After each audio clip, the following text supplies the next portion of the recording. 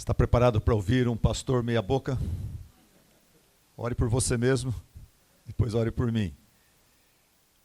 Infelizmente minha esposa não pode estar com a gente aqui, faleceu a tia dela, tia mãe, a mulher que criou ela, e estamos tristes por um lado, tristes por nós que perdemos esse contato com a tia, mas estamos felizes pela tia que está na presença do Senhor.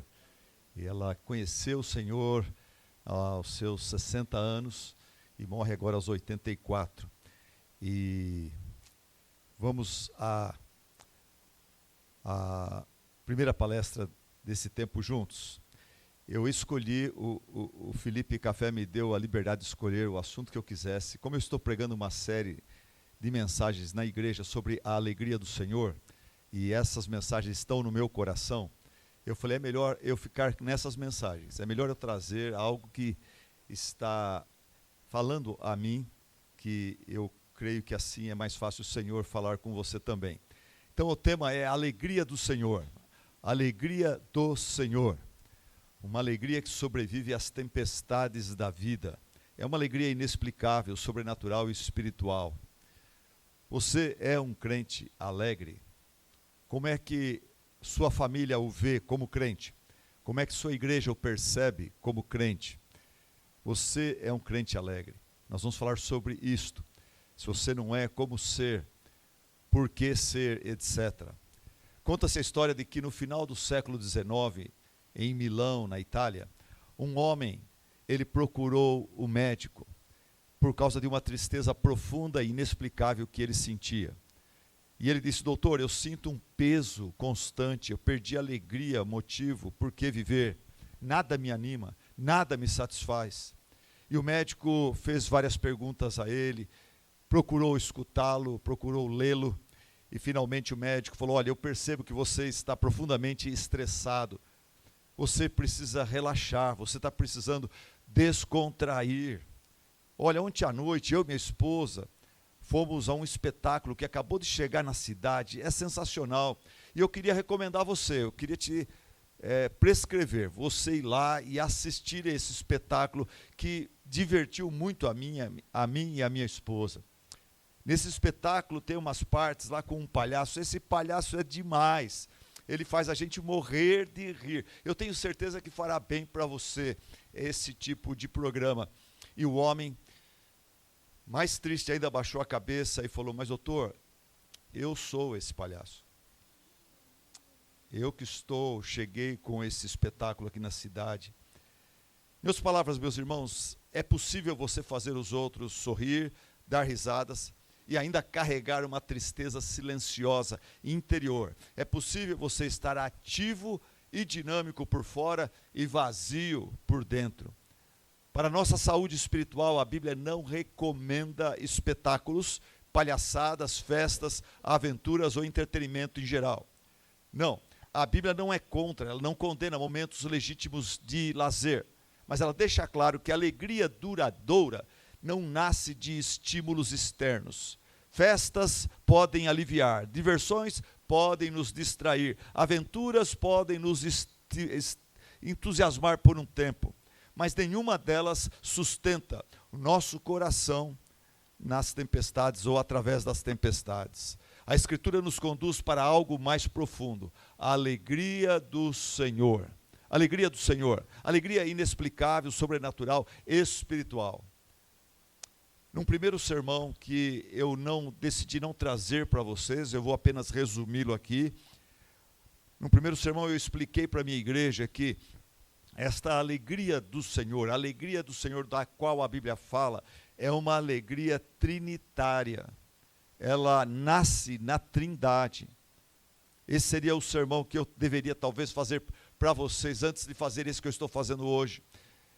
Primeira coisa, a Bíblia fala que a alegria do Senhor, a fonte dessa alegria, a essência dessa alegria é o próprio Deus Pai.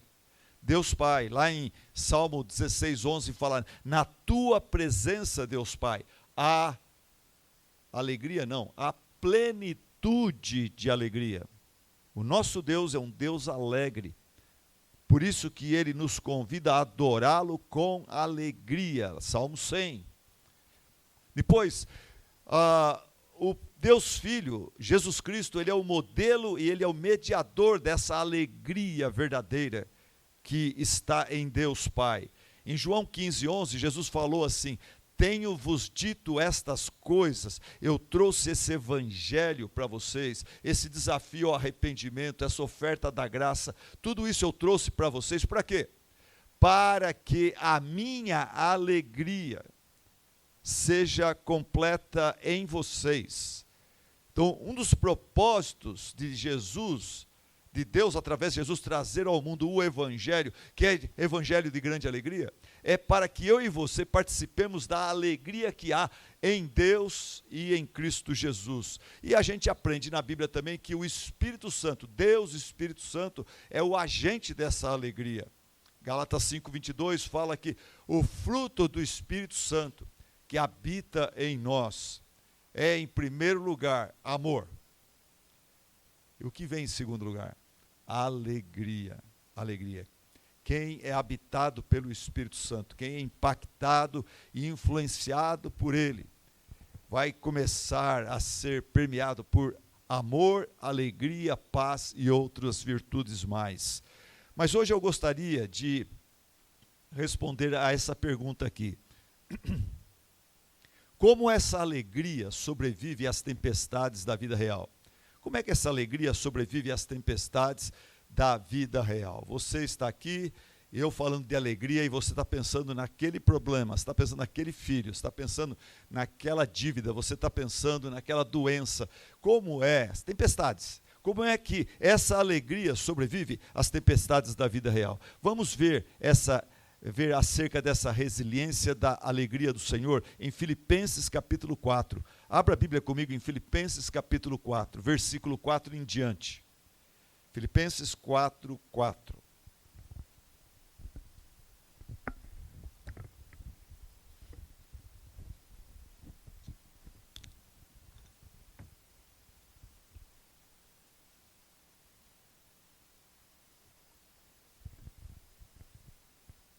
Filipenses 4, 4. O autor sagrado diz ali para a igreja em Filipos e para nós, cristãos: alegrem-se sempre no Senhor. Novamente direi, alegrem-se. Seja a amabilidade de vocês conhecida por todos. Perto está o Senhor. Não andem ansiosos por coisa alguma, mas em tudo, pela oração e súplicas, e com ações de graças, apresentem as suas ansiedades, as suas preocupações, seus pedidos a Deus. E a paz de Deus, que excede todo entendimento, guardará os seus corações e as suas mentes em Cristo Jesus. Finalmente, irmãos, tudo que é verdadeiro, tudo que for nobre, tudo que for correto, tudo que for puro, tudo que for amável, tudo que for de boa fama, se houver algo de excelente ou digno de louvor, pensem nessas coisas. Tudo que vocês aprenderam, receberam, ouviram e viram de mim, ponham-no em prática, e o Deus da paz estará com vocês. Alegro-me grandemente no Senhor, porque finalmente vocês renovaram o seu interesse por mim. De fato, vocês já se interessavam, mas não tinham oportunidade para demonstrá-lo. Não estou dizendo isso porque esteja necessitado, pois eu, Paulo, aprendi a adaptar-me a toda e qualquer circunstância. Eu sei o que é passar necessidade e sei o que é ter fartura. Aprendi o segredo de viver contente em toda e qualquer situação, seja bem alimentado, seja com fome, tendo muito ou passando necessidade. Tudo posso naquele que me fortalece. Nesse texto eu quero destacar com você o versículo 4:4. Alegrai-vos sempre no Senhor. Outra vez digo, alegrai-vos. Amados, o apóstolo Paulo, ele não escreve estas palavras em liberdade, mas na prisão.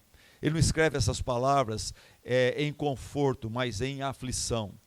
Ele não escreve essas palavras cercado por aplausos de um grande auditório, mas numa prisão, em correntes. E ainda assim ele fala, alegrai-vos, alegrai-vos. A pergunta é, que tipo de alegria é essa? Certamente não é a alegria do mundo, não é um entusiasmo natural, não é um otimismo que vem do seu temperamento extrovertido, carnal. A alegria da qual Paulo está falando aqui, a alegria cristã, é a alegria do Senhor. é a alegria que muitos de vocês já têm, graças a Deus. Mas é a alegria que todos nós precisamos ter. É a alegria que todos nós precisamos ter. Você já orou por isso? Senhor, ajude-me a ser um cristão mais alegre. Ajude-me a ser uma esposa mais alegre. Ajude-me a ser um pai mais alegre. Ajude-me a amar minha esposa, não só por dever ou obrigação. Ajude-me a amá-la com alegria. Meus filhos, mesma coisa. Meu marido, mesma coisa. Vamos falar sobre essa alegria da qual Paulo fala, da cadeia, do ostracismo, da injustiça. A gente aprende que essa alegria da qual Paulo fala é uma alegria que sobrevive às tempestades e que essa alegria é uma ordem e não uma sugestão. É um comando, é uma ordem, é um imperativo e não uma sugestão. Versículo 4 fala, alegrai-vos sempre no Senhor. A análise gramatical é imperativa. Alegrai-vos sempre no Senhor. Não é, olha, seria bom se vocês fossem crentes alegres. Porque a alegria adorna o evangelho. E para representar a Deus bem é melhor vocês serem alegres. Não, ele fala, alegrai-vos sempre no Senhor. O verbo alegrai-vos, ele está no presente imperativo ativo, indicando ação contínua. Por isso o advérbio de tempo sempre. Não é um conselho, meus irmãos, não é uma sugestão. É um mandamento, é uma ordem divina para mim e para você. Não tem nada a ver com temperamento, não tem nada a ver com personalidade, não tem nada a ver com contexto favorável, é obediência, obediência pura.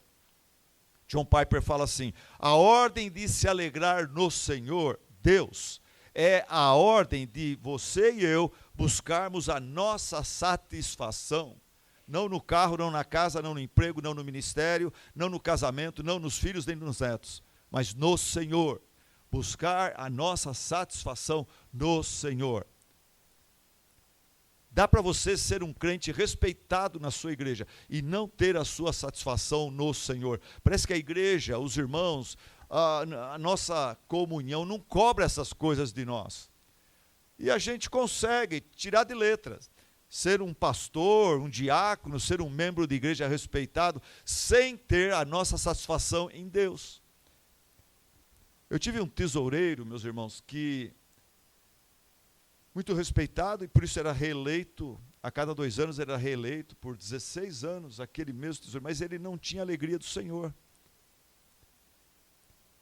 Mas a igreja fala, mas ele é honesto, ele faz tudo muito bem, olha os livros da igreja. Daí quando eu saí, tiraram ele, após 16 anos, tiraram aquele tesoureiro. O que aconteceu? Ele nunca mais veio na igreja. Eu voltei lá para pregar na minha ex-igreja. Cadê o tesoureiro? Depois que tiraram do cargo, ele saiu.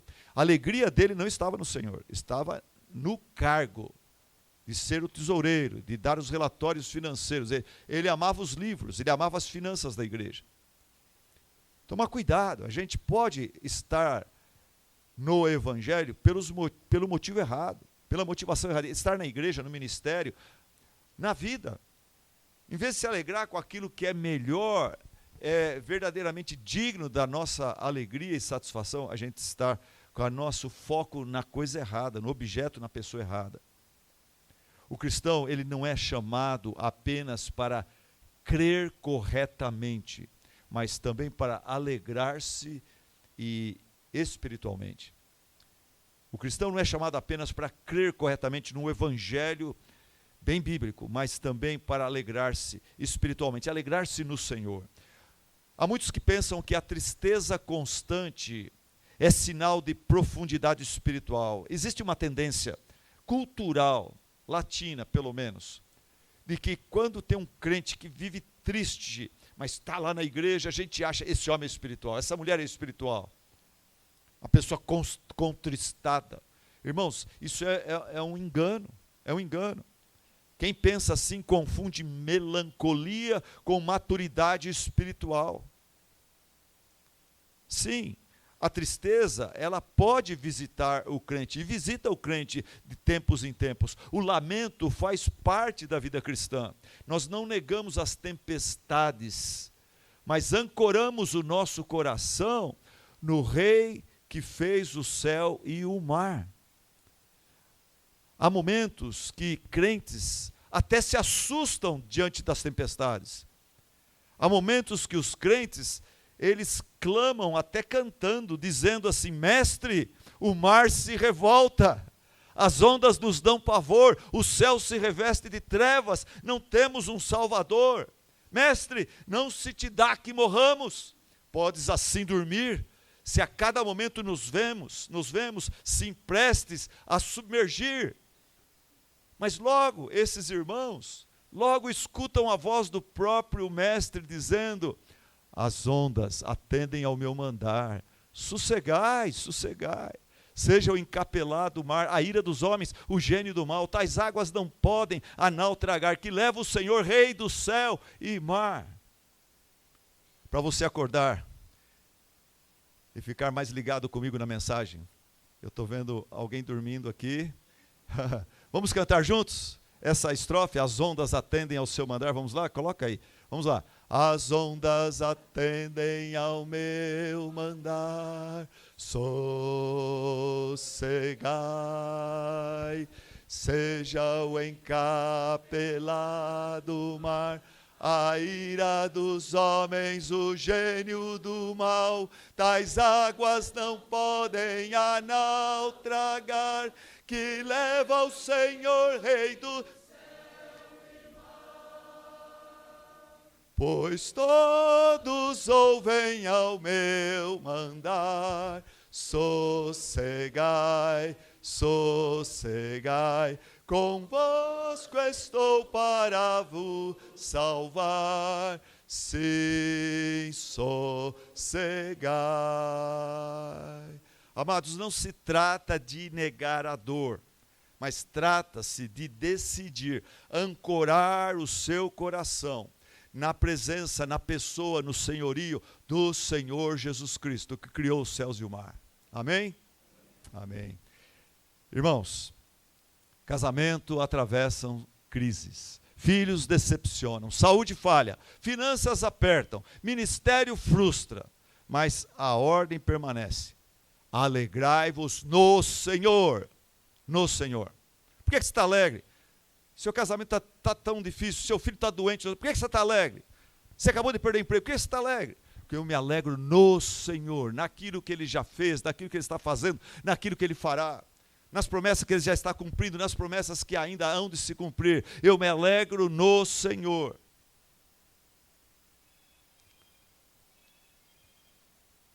Aí, ó, sinal para se alegrar no Senhor.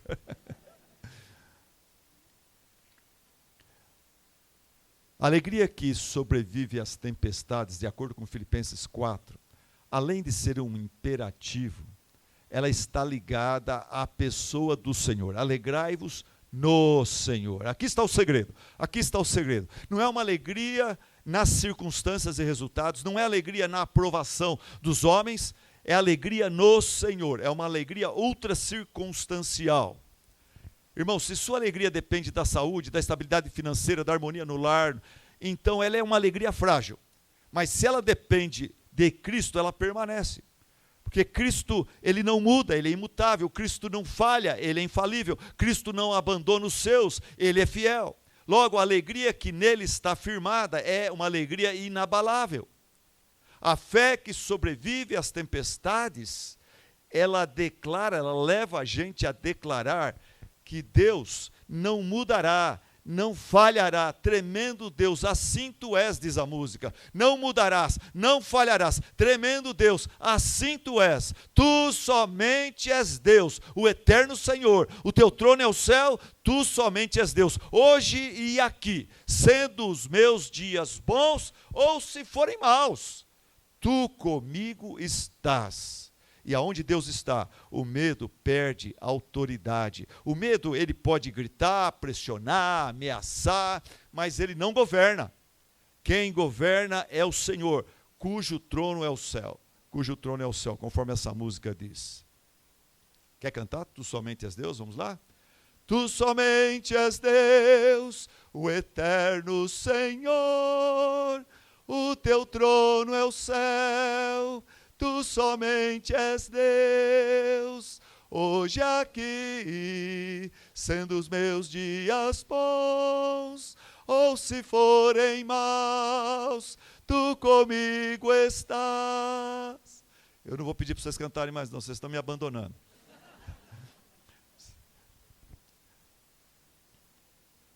A alegria que sobrevive às tempestades, além de ela estar ligada ao próprio Senhor Jesus Cristo, ela anda junto com a oração. No texto fala isso. A alegria que sobrevive às tempestades, ela é um imperativo, ela está ligada ao Senhor Jesus Cristo e ela anda junto com a oração. Versículo 6 e versículo 7. Leia comigo esses dois versículos. Não é isso aí, não, é o próximo versículo. Aí, vamos lá, leiamos. Vamos lá? Não andem ansiosos por coisa alguma, mas em tudo, pela oração e súplicas, e com ação de graças, apresentem seus pedidos a Deus, e a paz de Deus,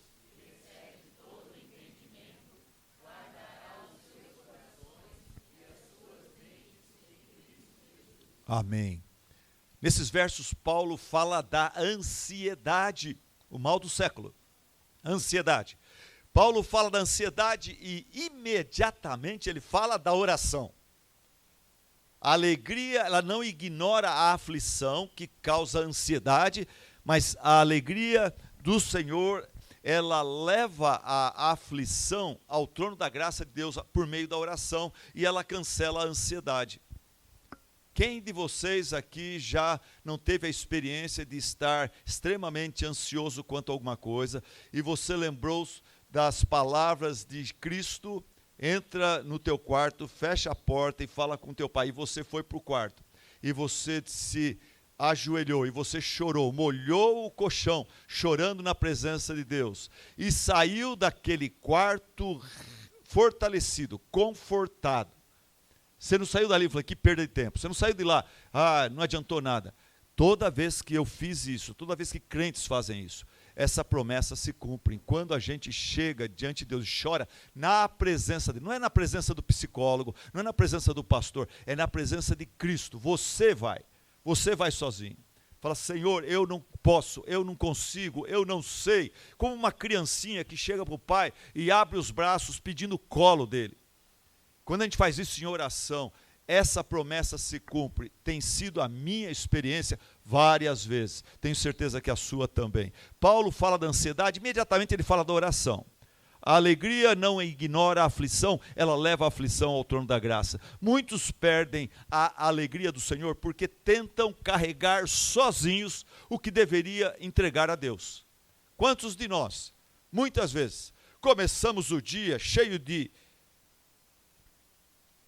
prepotência, cheio de orgulho, achando, não, hoje vou arrasar, hoje esse dia vai ser maravilhoso, eu vou fazer isso, e vai ser uma bênção esse dia. E daí você quebra a cara às 10 horas, 10 e meia da manhã, você já quebra a cara, para então voltar a Deus em oração, e saindo numa reunião onde você foi um fracasso, orar ali, segurando o volante do carro, Senhor, me perdoa, comecei o dia, nem busquei a tua presença, comecei o dia na carne, dependendo de mim mesmo, me ajuda, eu ainda tenho outras coisas a realizar, Pai, vai na frente, faz por mim o que eu não posso fazer. Muitos perdem a alegria porque tentar carregar sozinhos o que deveriam entregar a Deus. Você já viu aquela figura mitológica chamada Atlas? Você já deve ter visto, até pequenas estátuas do Atlas. Em Nova York, em frente de um prédio, tem o Atlas, num tamanho assim, como se fosse de um homem mesmo, bem grandão, e tem aquela figura mitológica, bem musculosa, só que ele está prostrado, ele está quase se ajoelhando, segurando o globo terrestre, segurando o mundo sobre os seus ombros, e você vê pelo rosto dele que ele está cansado, ele está deprimido, ele está fadigado. E muitos de nós, por não orar, nos parecemos com esse Atlas, o crente que não ora, culto de oração quarta-feira, quinta-feira, para que isso? Eu vou assistir meu Jornal Nacional, eu vou para casa descansar, eu trabalhei muito, que culto de oração, coisa nenhuma. Eu sou pastor, irmãos, há 40 anos, culto de oração poucas pessoas vêm, de vez em quando aparece um crente diferente, desculpa falar, mas a gente chega nele, tem um diácono na minha igreja e fala, e aí irmão, no culto de oração, o que aconteceu? A água bateu? E normalmente isso é a verdade. Tem gente que só vem no culto de oração quando o filho vai para o hospital. Quando vem uma doença inexplicável, que o médico não está conseguindo. Daí ele vem, irmãos, orem por mim. E se ajoelha até. Ainda bem que ele vem, né? Ainda bem que vem. Aprendeu a lição, graças a Deus. Talvez eu estou falando aqui com você agora, e Deus está falando, é você esse irmão. Você essa irmãzinha aí. Não precisa orar, está tudo bem. Empregado, sem dores, sem problemas, família está ok. Para que orar? Irmão, o que você faria, irmã, o que você faria se dias, você é um jovem de 22 anos, 23 anos, imagina, você aos 22, 23 anos, você se apaixonou por alguém. Eu vou dar aqui a ilustração de um homem. Você é um menino, um moço, se apaixonado, tem tudo para poder já namorar, noivar e casar. Você achou a pessoa, você está apaixonado, marcou o casamento. A casa já está preparada, a lua de mel já está planejada. E dias antes do seu casamento, Deus, na sua soberania, que excede o nosso entendimento e capacidade de compreender, Deus leva a sua noiva. E você tem que cancelar a música, os comes e bebes, a festa, a igreja, a lua de mel. O que você faria se isso acontecesse com você? Se essa fosse a sua história, o que nós diríamos? O que aconteceu com você diante dessa tragédia, da perda da sua noiva querida? O que você teria feito? Ouvinte, em 1840, aconteceu isso com um jovem irlandês chamado Joseph Middelcott Scriven. Joseph Scriven, logo após a sua formatura pelo Trinity College de Dublin, ele sofreu duas grandes tragédias amorosas. A sua noiva morreu afogada na véspera do casamento. Quando ele se reabilitou, quando ele conseguiu de novo se reerguer, conheceu uma outra moça, se apaixonou por ela, marcou o casamento com ela. Essa segunda noiva também, próximo do casamento, contraiu uma doença que a levou. Ele perdeu a primeira afogada, a segunda por uma doença. A sua mãe, que estava enferma também, morava numa outra cidade. A sua mãe estava muito preocupada com ele, dele não cair numa depressão. E em meio a essas perdas, para consolar a sua mãe, que já estava enferma, para ela não se preocupar com ele, o Scriven, sabe o que ele fez? Ele escreveu uma carta para a mãe dele, contando para ela que ele estava bem, e que ele estava encontrando consolo e fortalecimento para continuar, que ela não precisava se preocupar com ele. E ele escreveu uma poesia para ela. Ele escreveu para ela uma poesia que você já cantou muitas vezes. Ele escreveu para ela assim: mãe, em Jesus amigo temos, mais chegado que um irmão, e ele manda que levemos tudo a Deus em oração. Ó que paz perdemos sempre, ó que dor no coração, só porque nós não levamos tudo a Deus em oração. Temos lutas e pesares, enfrentamos tentação, mas conforto recebemos, indo a Cristo em oração. Haverá um outro amigo de tão grande compaixão, os contritos Jesus Cristo sempre atende em oração. Vamos cantar a primeira parte. Em Jesus amigo temos? Eu não vou cantar não, vocês que vão cantar, tá bom? Em Jesus amigo.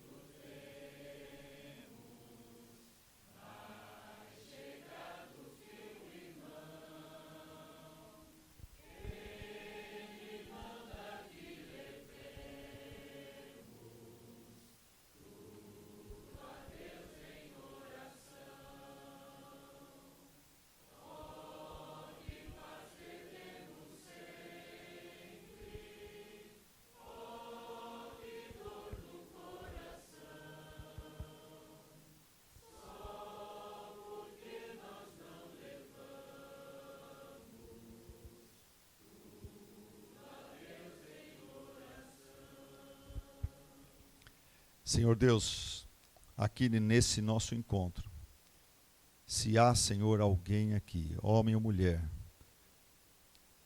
preocupado, ansioso, Senhor, por algum problema que ficou lá em casa, que ficou na escola, no trabalho, na igreja. Colocamos, Pai, essa ansiedade diante do Senhor, pedindo a Tua misericórdia, pedindo, Senhor, a Tua graça. Que o Senhor, Pai, em primeiro lugar, fortaleça a fé desse irmão, dessa irmã. Que o Senhor ajude-o, Pai, a confiar, a entregar, a descansar, a esperar no Senhor. Até hoje o Senhor nunca falhou. Estamos aqui porque o Senhor, na Tua graça, tem nos sustentado através dos anos. Pai, ajuda esse irmão, essa irmã a descansar, a confiar na Tua graça, sabendo que o Senhor não irá nos abandonar agora. Querido e amado Deus, conforta, consola, fortalece para que esse irmão, essa irmã possam desfrutar do restante dessa mensagem, do restante desse dia, desse tempo aqui no Palavra da Vida. Possa, Senhor, ser fortalecido e abençoado por Ti. Em nome de Jesus assim pedimos. Amém. Amém. Irmãos, quando o crente ora, Deus fortalece o seu coração. Deus fortalece o seu coração. Não existe dúvida quanto a isso. Quando o coração abatido vai a Deus em oração, Deus alivia, Deus alegra. Quando o coração se fecha, às vezes a gente fica como aquele filho emburrado. Também não vou orar não, se Deus está permitindo isso, eu não vou orar não, estou bravo com ele, sabe? Aquele filho que evita o pai diante de um não, diante de uma frustração. Quando o coração se fecha para Deus, ele mesmo se endurece e se entristece em si mesmo. Se a sua alegria está fraca, meu irmão, como é que está a sua vida de oração? Talvez você está precisando orar mais. Ontem eu tomei café da manhã com um médico da minha igreja. Ele é um médico cubano que veio naquele projeto Mais Médicos do passado. Agora ele conseguiu a permissão de ser médico no Brasil, mas ele trabalha e ele recebe por dia. O que se ele dá, como é que fala o turno lá? Como é que fala? Plantão. Se ele faz um plantão, ele recebe. Se ele não faz, ele não. E ele tem 5 filhos. E ele começou a sentir uma dor debaixo do braço e o amigo dele, que é médico também, deu uma examinada, fez uma biópsia, é um câncer. Ele extraiu vários gânglios aqui e está com um tubinho. Eu levei ele para sair um pouco, espairar e a gente poder orar juntos. E ele também abriu o coração e falar da sua preocupação com esses gânglios e os filhos pequenos, a esposa. E ela é médica também, graças a Deus. E ele falou: Silas, tem males que vêm para o bem. Ele falou: toda madrugada, nas últimas 3 semanas, toda madrugada, às 4 horas, Deus tem me acordado para orar. Eu vou para a sala, as crianças estão dormindo, minha esposa nem escuta nada, eu vou, me ajoelho, eu oro, e tem sido momentos preciosíssimos com Deus. Ele falou: nesse aspecto, nesse quesito, eu não posso reclamar do meu câncer. Ele está me aproximando de Deus, ele está me quebrantando. Eu estou tendo uma intimidade com o Senhor que eu jamais tive nos últimos anos. Tem uma música em inglês, irmãos, que fala: a gente ora por paz e prosperidade, e a gente estranha quando Deus manda tempestade. E daí a autora da música fala: e se não é a tempestade que a gente realmente precisa para baixar a bola, para deixar a nossa vaidade, orgulho e prepotência? E se não é a aflição que a gente precisa para buscar nosso bem maior, nosso bem eterno, que é o próprio Cristo, o próprio Deus? Às vezes a prosperidade é a maior desgraça na sua vida. Ela vai te iludir até você chegar perto da porta da morte e totalmente despreparado para encontrar-se com o seu Deus. Vamos continuar. A alegria que sobrevive às tempestades, além de ela andar junto com o coração, o crente alegre normalmente é um crente que ora.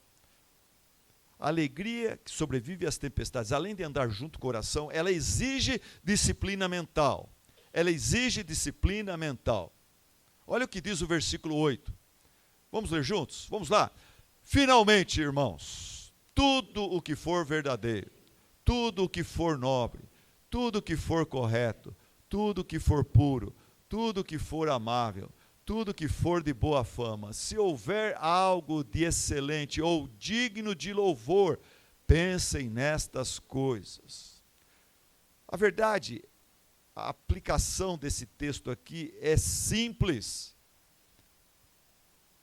mas a gente tropeça nas coisas simples. A gente não tropeça nas coisas complicadas, a gente tropeça nas simples. Qual que é a aplicação desse verso aqui? É o seguinte: o cristão não pode alimentar a sua mente com aquilo que corrói a alma e esperar colher a alegria do Senhor. Ter uma atitude positiva, alegre, de fé, confiança. Se você o tempo todo está vendo besteira, está vendo coisas inúteis, más notícias, você não vai conseguir. Você tem uma mente intoxicada. Como você vai conseguir ter um coração, uma emoção saudável? Permita-me trazer isso para 2026. Eu e você vivemos na era da rolagem infinita. Nunca houve tanto acesso à informação, nunca houve tanta distração na internet, nunca houve tanta exibicionismo e comparação no Facebook. Se a nossa mente é constantemente alimentada pela vida editada dos outros, pelos assuntos inúteis, opiniões inflamadas, hoje está todo mundo querendo fazer um podcast, está todo mundo querendo ensinar todo mundo sobre tudo. Eu fico doido de todo mundo, membros da igreja. Eu tenho uma igreja de 1000 membros, cada um deles passa na porta. Pastor, depois eu vou te passar um podcast que eu vi essa semana, quero que o senhor escuta e fala para mim o que o senhor acha. Eu vou ficar doido, eu não tenho 20, eu precisava de 48 horas por dia para conseguir ver tudo que querem que eu veja, querem que eu leia. Se a nossa mente está constantemente alimentada por assuntos inúteis, opiniões inflamadas, notícias alarmistas, fake news, escândalos repetidos, nós não deveríamos nos surpreender quando a alegria nossa vai para o espaço, enfraquece. A alegria cristã, ela não morre de repente, ela é sufocada aos poucos. Uma ressalva aqui. Não é que redes sociais sejam pecado em si mesmo, não. O problema não está com a rede social, o problema está com a saturação. A mente saturada de estímulo não consegue cultivar contemplação, tempo na presença de Deus. O coração constantemente entregue à comparação, não consegue descansar no contentamento. Pergunta: o que ocupa mais tempo? O que ocupa mais tempo na sua mente? A palavra de Deus ou as postagens de amigos e estranhos? Outra coisa, a sua visitação às redes sociais fortalecem a sua fé ou drenam a sua alegria? Ontem eu vim de Campinas aqui, levou 2h30 por causa do trânsito. Uma viagem que leva 1 hora só, 2h30. Eu fiz questão, falar, eu não vou, porque no carro eu posso estar ouvindo coisas, vendo coisas, especialmente ouvindo. Eu falei, eu não vou colocar em podcast sobre notícias, falando do nosso STF, falando do nosso presidente, falando do candidato a presidente. Não, eu vou ouvir coisas que edificam. E eu peguei o canal de um irmão que é pastor, ele é um apologeta, Isso, Licurgo, né? Isso. Peguei ele, fui só ouvindo esse homem debatendo e sendo em debates com ateus, com evolucionistas, e eu fui aprendendo que esse homem é uma enciclopédia ambulante. E quanta coisa boa eu aprendi com ele. Ele é de uma igreja pentecostal, ele é arminiano, ele não tem a minha linha, mas ele estuda. Ele é estudioso, é um estudioso cristão. E quanta coisa eu aprendi com ele. Eu cheguei aqui fortalecido. Eu não perdi 2h30, eu não enchi 2h30 a minha cabeça com coisas que me dão raiva. Eu enchi minha cabeça fui fortalecido na fé, com a fé desse irmão. O que as suas consultas às redes sociais, elas estão fortalecendo a sua fé ou estão drenando a sua alegria? Paulo nos ensina que a alegria do Senhor depende daquilo que você alimenta na sua mente. Não existe alegria estável sem disciplina mental. Alguns de nós foram criados e ensinados que a mente ela fica à vontade, e o impulso e informação que vier, o que eu ver, eu vou, e você não, a Bíblia fala, não, você é responsável naquilo que você foca, naquilo que você vai pensar, você tem que administrar os seus pensamentos, senão as circunstâncias de um mundo perdido que jaz no maligno vai encher a sua cabeça de picuinha e de coisas falsas, de meias verdades. Não existe alegria estável sem disciplina mental. Comece o dia com oração. Antes de abrir o seu celular, começa o dia em oração. Você acorda de manhã, a tentação é pegar o celular. Não, dobra seus joelhos. Que a esposa estranhe o que você está fazendo. Não ligue para sua esposa. Ela vai saber, ele está orando. Começa a dizer, Senhor, obrigado por mais um dia. Senhor, me ajuda a lembrar que eu sou finito, eu sou falho, eu sou fraco. Eu estou fadado a errar sem o Senhor. Me ajuda, me dirige, me abençoa. Me usa para a tua honra e glória. E depois, vai escovar o dente primeiro, vai tomar um banho, depois pega esse bendito celular aí, né? A alegria do Senhor, ela sobrevive às tempestades, mas ela exige disciplina mental. Você precisa administrar mais. Você lembra da escola bíblica dominical? Cuidado o olhinho que vê, né? Cuidado o ouvidinho, o que escuta. O Salvador do céu está olhando para você, né? Cuidado, olhinho o que vê. É isso aí. Em quarto lugar, a alegria que sobrevive às tempestades, o apóstolo Paulo fala para nós aqui que é uma alegria de quem aprende o segredo do contentamento. Aprende o segredo do contentamento. A mídia fala para você, você não é feliz igual o outro lá, olha o carro dele, olha o passeio, ele está em Dubai, onde você está? Você está trabalhando, você está na Zona Leste, olha, ele está em Dubai, e você vai ficando descontente, você vai ficando chateado com Deus, porque você não tem o casamento que o outro tem, o filho que o outro tem. Para de olhar para a mídia social. Aprenda o segredo do contentamento. Vamos ler o que Paulo fala? Vamos lá, ele fala que eu, apóstolo Paulo, o quê? Aprendi a adaptar-me a toda e qualquer circunstância. Eu sei o que é passar necessidade e sei o que é ter fartura. Aprendi o segredo de viver contente em toda e qualquer situação. Seja bem alimentado, seja com fome, tendo muito ou passando necessidade. Tudo posso naquele que me fortalece. Paulo fala, eu aprendi a viver contente. Observe a palavra aprendi. Contentamento não é um traço hereditário. Contentamento não é um temperamento determinado. É uma disciplina a ser aprendida através da vida. É uma alegria a ser buscada. É uma alegria que depende da conscientização de 3 princípios. Paulo fala sobre esses 3 princípios aqui.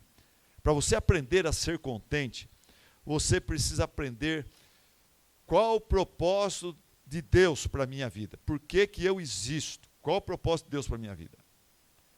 Essa semana eu li sobre um livro russo do passado, que fala de um médico que estudou medicina para agradar os pais, os parentes, os amigos, para ele ser visto como uma pessoa inteligente que ganha bem. E aí ele, nos primeiros anos de medicina, ele se esforçou muito para comprar o apartamento num lugar mais caro da cidade, e ele esticou a perna por muitos anos para ter aquele apartamento, e depois para decorar aquele apartamento do jeito que as socialites que ele queria impressionar diriam que, olha, esse apartamento está bem bonito, está bem decorado. Quando dava as festinhas lá, todo mundo ficava elogiando esse quadro, mas ele mesmo Ele não gostava do lugar, não gostava do apartamento e nem da decoração. A decoração era tão chique que não era confortável como ele gostaria. Esse médico, ele gostava de dançar. Mas falaram para ele, não, você como médico, você não fica dançando, isso aí é uma coisa para alguém mais ralé. Você tem que se comportar de uma forma mais nobre. Ele parou de dançar, que ele gostava tanto. E no final da vida, ele viu que quando ele ficou doente mesmo e precisava de ajuda, nenhuma das pessoas que ele tentou impressionar veio para ficar com ele, para visitá-lo, para cuidar dele. Quem acabou cuidando dele, sabe quem foi? Foi o empregado da casa dele, que a vida toda ele desprezou, nem ligava para aquele homem. Aquele homem era um salariado que trabalhava limpando, cuidando disso e daquilo dentro do apartamento, dentro do escritório dele. Era um funcionário, mas no final foi aquele funcionário que com tanto amor e dedicação ficava às vezes a noite toda com ele, porque ele não estava bem. Daí ele falou, passei a vida toda tentando impressionar os outros, impressionar gente que não está nem aí comigo. E aqueles que estavam, realmente eram os meus verdadeiros amigos, eu nem liguei para eles. Princípio do propósito de Deus para a minha vida. Se você perguntasse para o apóstolo Paulo, Paulo, qual é o propósito de Deus para a sua vida? E baseado nesse texto aqui, ele falava, olha, conforme eu acabei de dizer no versículo 12, aí escrevi aí, eu curto momentos de honra, de fartura, de abundância. Mas ei, eu sei que eu não estou aqui para ficar curtindo só honra, fartura e abundância. Não é para isso que Deus me colocou nesse mundo. Eu aprendi por meio do Evangelho que eu estou aqui para seguir, servir e imitar o Senhor Jesus Cristo, que veio não para ser servido, mas para servir e dar a sua vida por muitos. Esse é o propósito de Deus para a minha vida. Irmãos, eu tenho 4 filhas que moram nos Estados Unidos. Elas frequentemente elas melhoraram de vida, frequentemente elas ficam, pai, vem para cá, a gente vai fazer as férias no México, vem para cá, nós vamos fazer isso. Irmãos, essas coisas têm o seu lugar, tal, mas não satisfazem a alma. Você ficar num resort curtindo, todo mundo te servindo, isso aí tem o seu lugar, de vez em quando, ok. Mas sabe quando eu me sinto gente, quando eu me sinto realizado? É quando eu estou visitando pessoas doentes da minha igreja, quando eu estou discipulando homens, quando eu estou preparando mensagens, quando eu estou pregando e vendo pessoas se convertendo, pessoas sendo edificados, pessoas crescendo e indo para o ministério. Quando a gente está servindo a Deus, quando a gente está pregando o Evangelho, quando a gente está edificando as pessoas, libertando as pessoas das mentiras dessa sociedade falsa, isso dá para nós sensação e propósito de vida. O princípio do propósito de Deus para a sua vida é o que leva uma pessoa ao contentamento. Depois tem um outro princípio das estações da vida. É um princípio bem prático aqui, que você talvez precise acordar para isso. Eclesiastes capítulo 3 fala que tudo tem seu tempo determinado. Tudo tem seu tempo determinado. Eu estou com 66 anos. Até os 56, eu gosto muito de futebol. Até os 56 eu joguei futebol. Irmão, chegou uma hora que eu fui para Eclesiastes 3 e eu vi lá, Silas, já passou seu tempo. As pessoas da sua idade não estão mais jogando bola, já quebraram o joelho, já isso. Tal. Se você está com os jovens da igreja, só levando olé e bola debaixo das pernas. Passou seu tempo já, cara. Não tenta dar uma de jovenzinho, você não é mais jovenzinho. Tira esse bonezinho da cabeça. Isso aí é para adolescente, não é mais para você. Tira essa camisetinha com não sei o que tal. Caia na real, tudo tem o seu tempo. A pessoa feliz é uma pessoa que aprende o princípio das estações da vida. Quem não aprende isso é um inconformado, fica lutando contra a realidade. Paulo ele aprendeu a ver a vida realisticamente. Ele viu que na vida tem tempo para humilhação, mas tem tempo para honra. Não é só humilhação, tem honra também. Tem tempo para necessidade e tem tempo para fartura. Não é só fartura, tem fartura, mas tem necessidade também. Faz parte da vida, são as estações da vida. Tem tempo para escassez, tem tempo para abundância. Eu gosto muito daquela poesia do Joia Júnior, que já faleceu, né? Ele escreveu uma poesia sobre a gangorra.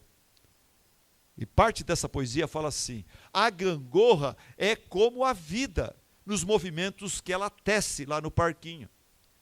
Quando eu desço, você sobe, quando eu subo, você desce. Você que ficou no alto não deve de mim sorrir, pois terá que descer quando eu tiver que subir.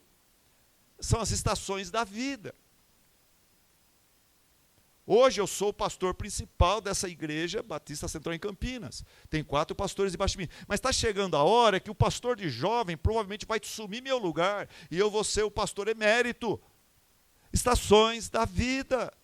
Você tem que aprender que isso é uma realidade, isso faz parte, são prenúncios da eternidade, não é o fim. É prenúncio de algo melhor e maior que está por vir. Princípio das estações da vida. Outro princípio, o princípio da suficiência de Cristo. No versículo 13, Paulo fala que para nos sustentar através das estações da vida, tem Jesus Cristo. Por isso que ele fala, tudo posso naquele que me fortalece. Na escassez, na abundância, na prosperidade, na adversidade, na doença, na saúde. Jesus é suficiente, Ele me sustenta, eu estou nele e Ele em mim. Toda manhã, depois de orar, depois de tomar café, tomar banho, daí eu pego meu celular e eu vou para os aniversariantes da minha igreja. Tem uma lista lá. Irmão tal, irmão tal, irmão tal. E aí eu escrevo para eles. Aqueles que são firmes na fé, nos últimos meses eu tenho já uma frase para eles. O irmão fez lá 55 anos. Eu falo, parabéns, meu irmão, tal, tal, tal. Dizem que a vida começa aos 55. Daí põe 3 pontinhos, mas nós sabemos que a vida começa e continua eternamente com Cristo. E graças a Deus, você já é dele e ele é seu. Tem coisa melhor do que isso. Tem coisa melhor do que isso. O princípio da suficiência de Cristo. Paulo fala no versículo 13, tudo posso naquele que me fortalece. Repita comigo esse versículo, vamos lá. Tudo posso naquele que me fortalece. Meus irmãos, esse versículo não é uma promessa de sucesso terreno, é uma promessa de sustentação espiritual. Cristo não prometeu livrar-nos de todas as tempestades, Ele prometeu estar conosco em todas as tempestades, e isso basta. Tudo posso naquele que me fortalece. E eu encerro essa mensagem pensando, quem é aquele que me fortalece? Quem é aquele que me fortalece? É Cristo. E quem é Cristo na Bíblia? Cristo na Bíblia é interessante, ele é apresentado por Isaías 53 como homem de dores. Mas ele é apresentado em Hebreus como homem de alegria. Homem de alegria. Homem de dores e homem de alegria. O nosso Senhor Jesus Cristo foi chamado por homem de homem de dores, e ainda assim ele suportou a cruz pela alegria que lhe estava proposta. O tempo todo que Jesus se humilhou, veio aqui, sofreu, foi mal entendido, foi injustiçado, o tempo todo Jesus estava aguentando a barra, porque tinha uma proposta para ele de grande alegria, como fruto do seu penoso trabalho. Jesus suportou a cruz pela alegria que lhe estava proposta, diz Hebreus. Pela alegria do quê? Pela alegria de cumprir a missão redentora dada a ele pelo Pai. Pela alegria de restaurar a harmonia entre o Criador e a criação. Pela alegria de restaurar e reconciliar milhões e milhões de pecadores com Deus. Pela alegria de triunfar sobre o pecado, o inferno e a morte, pela alegria de assentar-se à direita do trono do Pai e ser adorado por milhões de anjos, inclusive dos salvos, que virão a Ele, de todas as tribos, povos, raças e nações. Jesus, Ele como uma mulher que vai para a maternidade, sabendo que ela vai ter dores profundas e fortes para dar à luz a uma criança, ela vai pensando não na dor, ela vai pensando no filho que ela quer tanto abraçar e ter no seu colo. Jesus, ele foi para a cruz, ele aguentou esses 3 anos de escárnio e dificuldades e ministério difícil aqui, porque ele estava vislumbrando a eternidade, a exaltação, a glória com o Pai. A sua alegria não foi superficial, não foi mas foi resoluta, confiante, foi fundamentada na certeza da vitória. A cruz, ela não destruiu a alegria de Cristo, pelo contrário, confirmou a alegria de Cristo, consolidou a sua alegria ainda mais. E nós, unidos a Cristo, não somos chamados para uma vida sem cruz. Tanto é que a gente canta, rude cruz se erigiu, dela um dia fugiu. Sim, eu amo a mensagem da cruz, e a gente fala naquela música que eu também levarei a minha cruz. Quem escreveu aquela música entendeu o que eu estou falando aqui. Nós não fomos chamados a uma vida sem cruz, mas a uma vida de esperança viva, alegre no Senhor. 2 Timóteo capítulo 2:11 fala: palavra fiel é essa: se morrermos com Ele, também com Ele viveremos. Se sofrermos com Ele, também com Ele reinaremos. Resumindo, a alegria do Senhor, meu irmão, é um dever, é um imperativo. A alegria do Senhor está ancorada em Cristo. A alegria do Senhor é sustentada pela oração. A alegria do Senhor é protegida pela disciplina da mente. A alegria do Senhor é amadurecida pelo contentamento. E a alegria do Senhor é fortalecida pela suficiência do Senhor. Um jovem que entendeu tudo isso que eu falei aqui, ele há muitos anos, uma jovem, a chamada Julia Maxfield, ela entendeu tudo isso que eu falei aqui. Ela escreveu uma poesia que você já cantou, e a poesia diz assim: riquezas não preciso ter. Você já conhece esse hino aí? Riquezas não preciso ter, mas sim celeste bem, nem falsa paz, nem vão prazer, porquanto o salvo tem eterna paz no Salvador, por desfrutar o seu amor. Vamos ficar em pé e vamos encerrar essa mensagem cantando essa canção. Mas eu quero ver você cantando mesmo, tá bom? Vamos lá?